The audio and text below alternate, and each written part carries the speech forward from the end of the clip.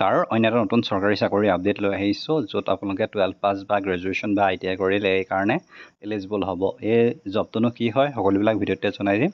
চ' ভিডিঅ'টো শেষলৈকে চাব, চেনেল নতুনকৈ ভিজিট কৰিলে ছাবস্ক্ৰাইব কৰিব নাপাহৰিব।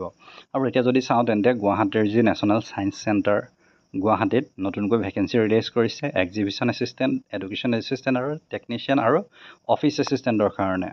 আৰু ইয়াত যদি আমি চাওঁ তেন্তে এক্সিবিশ্যন এছিষ্টেণ্ট ইয়াৰ কাৰণে এটা ভেকেঞ্চি ৰিলিজ কৰিছে য'ত 29,200 টকাকৈ মন্থলি দিয়া হ'ব যিটো পেৰিমেট্ৰিক্সত, আৰু এপ্ৰক্সিমেট যদি চাই তেন্তে 56,060 পাৰ মান্থ হ'ব। আৰু ইয়াৰ কাৰণে first class bachelor degree in visual arts, fine arts, commercial arts হ'ব লাগিব। নেক্সট যদি চাই তেন্তে এডুকেশ্যন এছিষ্টেণ্টৰ কাৰণে এটা ভেকেঞ্চি ৰিলিজ কৰিছে য'ত 58,060 টকা মাহিলী প্ৰদান কৰিব, য'ত আপোনালোকে bachelor degree in science with physics হ'ব লাগিব, তেন্তে আবেদন কৰিব পাৰিব। নেক্সট যদি চাওঁ তেন্তে টেকনিচিয়ান ইয়াৰ কাৰণে 4টা ভেকেঞ্চি আছে, ফিটাৰৰ এটা, কাৰ্পেণ্টাৰৰ 2টা, ইলেক্ট্ৰিকেলৰ এটা, য'ত 19,900 টকাৰ পৰা 63,200 লেভেলত 39,460 টকা মাহিলী প্ৰদান কৰিব, য'ত আপোনালোকে 10 পাছ কৰি ITI কৰিলে আবেদন কৰিব পাৰিব ইয়াৰ কাৰণে।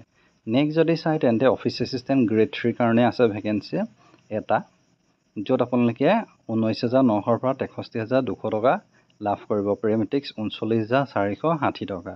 ইয়াৰ কাৰণে হায়াৰ ছেকেণ্ডেৰী পাছ কৰিলে ইয়াৰ কাৰণে আপোনালোকে এলিজিবল হ'ব।